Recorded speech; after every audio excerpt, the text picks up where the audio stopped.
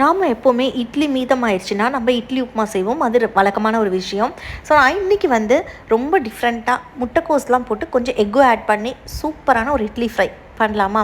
இது ரொம்ப டேஸ்ட்டாகவும் இருக்கும். இது லஞ்ச் பாக்ஸ் ரெசிபியாகவும் நீங்கள் கொடுத்து விடலாம். எனக்கு வந்து ஒரு 3-4 இட்லி வரைக்கும் மிச்சமாயிருச்சு. ஸோ அதை வந்து தண்ணியில் கொஞ்சம் லைட்டாக ஒரு 2 நிமிஷம் ஊற வச்சு அதை அப்படியே நான் பெசரி எடுத்துக்குவேன். சில பேர் மிக்சியில் கூட போடுவாங்க. நான் இந்த மாதிரி தான் உதுத்து எடுத்துப்பேன்.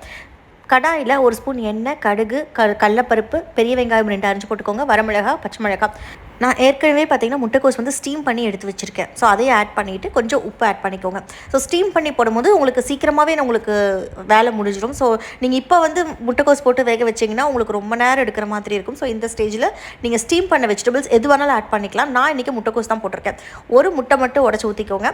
ஸோ நல்லா கலந்து விடுங்க. அந்த முட்டையில் கொஞ்சமாக ஆல்ரெடி உப்பு மட்டும் போட்டு கலந்து வச்சுருக்கேன். ஸோ அவ்வளோதான். உப்பில் இட்லியில் பார்த்திங்கன்னா ஆல்ரெடி உப்பு இருக்கும். ஸோ அதுக்கு மேலே உப்பு போடாதீங்க. நம்ம எடுத்து வச்சுருக்க இட்லி போட்டு தாளித்து மேலே கொத்தமல்லி தழை தூவி இறக்குறீங்கன்னா சூப்பராக